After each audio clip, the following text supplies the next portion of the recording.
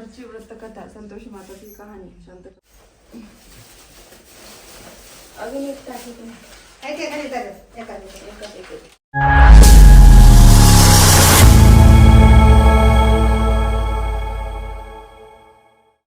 हाय, hello, नमस्कार. Police जोडी चॅनलवर तुमचं स्वागत आहे. मी आहे अस्मिता आणि खूप दिवस झालं व्हिडिओ नाही, रील नाही असं तुमच्या म्हणत असेल तर थोडीशी धावपळ होती, ड्युटीचा ताणतणाव.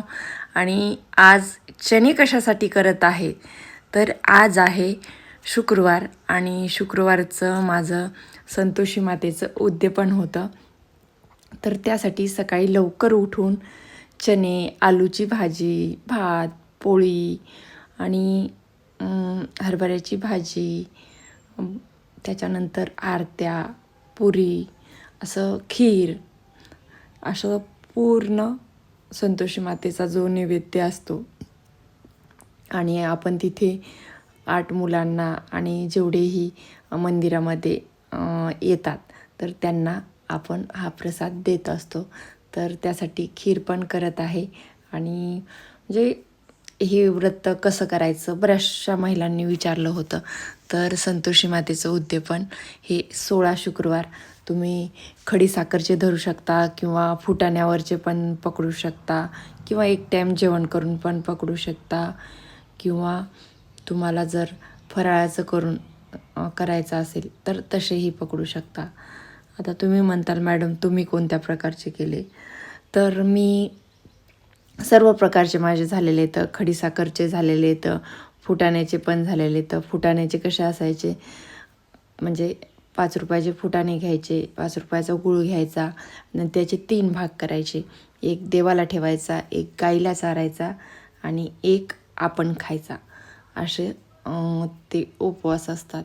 आणि दिवसभर दुसरं बाकी काही खायचं नाही, काही नाही. आणि हे उपवास मी खूप दिवस झालं करते आणि मला तरी म्हणजे मला खूप म्हणजे संतोषी मातेचं फक्त यामध्ये कडक एकच आहे की इथं कोणतीही आंबट वस्तू खाता येत नाही किंवा करता पण येत नाही. आणि आता स्वयंपाक वगैरे झाल्याच्यानंतर मस्त रेडी झाले, छान अशी लाल कलरची साडी घातली. शौर्या आणि आर्यन पण सोबत होते. शौर्या तर झोपी गेली पहा. आणि मदतीसाठी आईला पण बोलवलं होतं, कारण की एवढा स्वयंपाक करणं आणि तिकडे जायला पण, कारण की आमच्या गावाच्या जवळच संतोषी मातेचं मंदिर आहे. तर साहेबांची ड्युटी असल्यामुळं साहेब काय आले नाही. मग ज्ञानू आलता सोबत. मग काय सर्व जेवढा स्वयंपाक करून नेलेला तो स्वयंपाक आणि नैवेद्य वगैरे तिथं आम्ही घेतलं आणि सर्वांनी मिळून मंदिरामध्ये गेलो.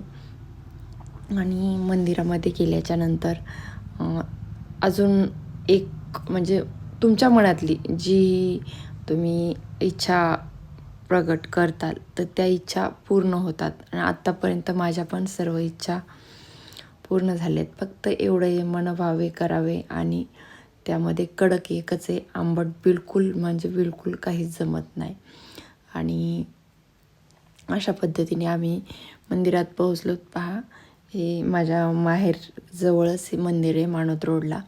आणि आजूबाजूला पूर्ण शेती आहे आणि छोटंसं मंदिर आहे संतोषी मातेचं. आणि म्हणजे जेव्हाही मी उद्यापन करते तेव्हा इथेच करते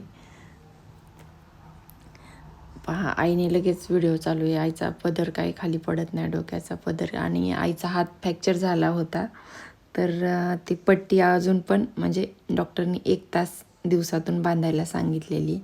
तर आईच्या हाताला ती पट्टी बांधलेली. तुम्ही म्हणताल काय. त्याच्यानंतर मंदिरात आलोत. मग जेही देवीसाठी आता ज्या उद्यापनासाठी काय काय साहित्य लागतं ते झालं देवीच्या प्रसादाचं. आणि देवीसाठी एक छान अशी काठापदराची साडी, त्यावर नारळ, हार, गजरा, त्याच्यानंतर जे बांगड्या, मंगळसूत्र,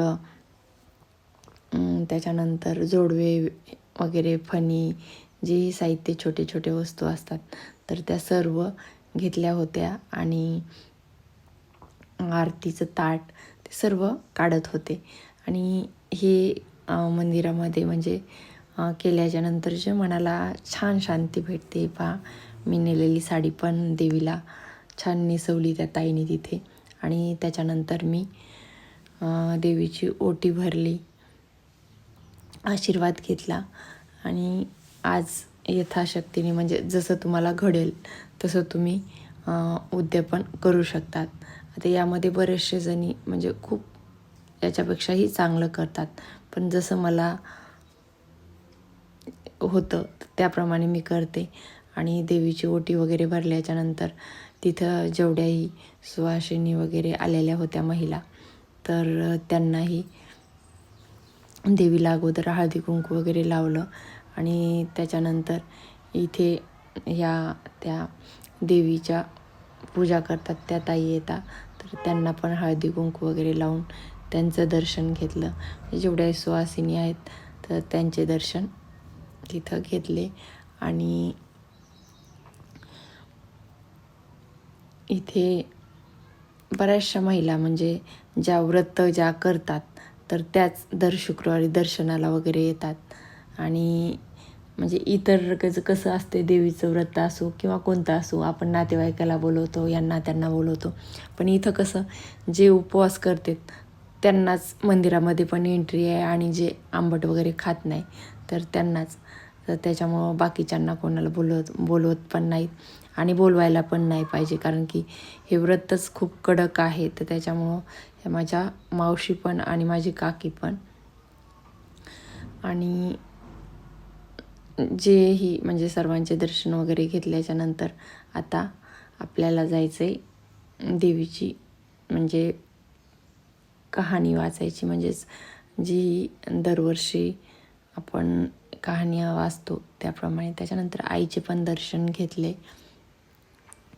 आणि तुम्हाला जर व्रत करायचं असेल तर मनोभावे पूजा करा. आणि तुमच्या घरी जरी तुम्हाला पूजा मांडता येत नसेल, कारण की मी तर घरी पूजा मांडत नाही, कारण की आम्ही ड्युटी करतो, बाहेरून येतो. कधी मी जरी नाही लागले तरी घरातलं कोणी आमुटाला लागू शकतं, असं तसं.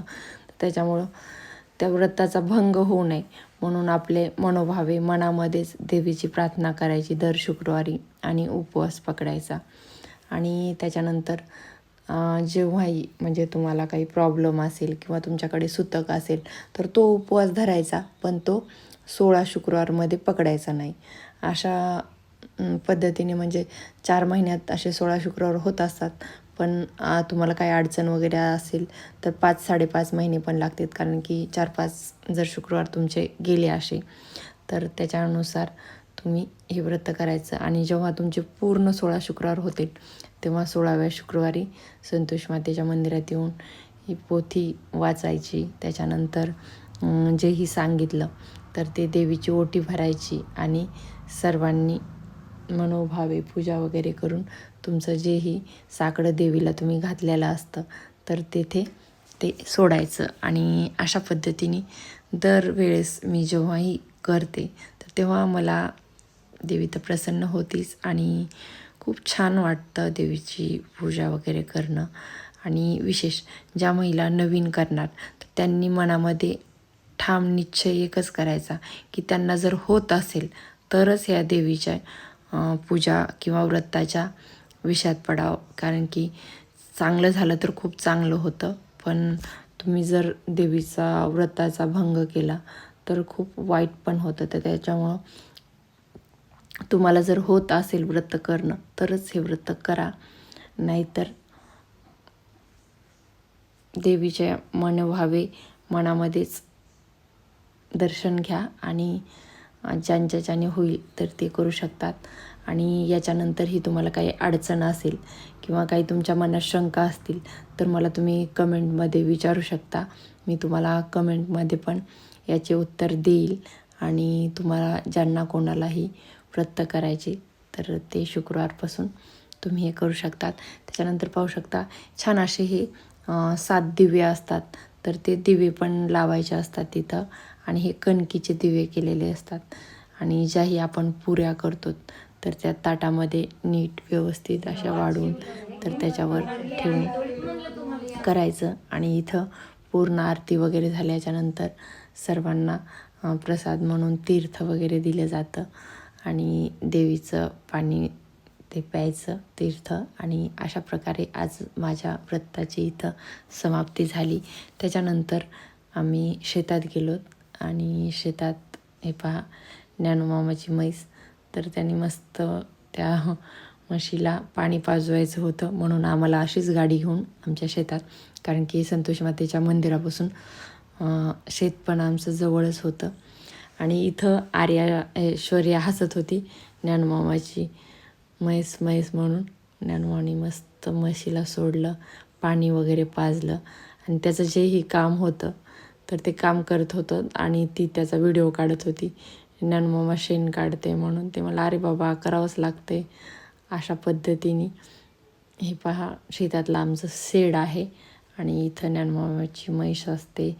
पलीकडं पूर्ण वरती बघा त्या म्हशीला फॅनसुद्धा आहे आणि शेतामध्ये मस्त गहू वगैरे आलेला आहे. आता हुरडा खायला पण आम्ही नक्की शेतात येऊ. तुम्हाला आजचा ब्लॉग कसा वाटला? आवडला असेल तर लाईक करा, कमेंट करा. भेटूया पुढच्या ब्लॉगमध्ये.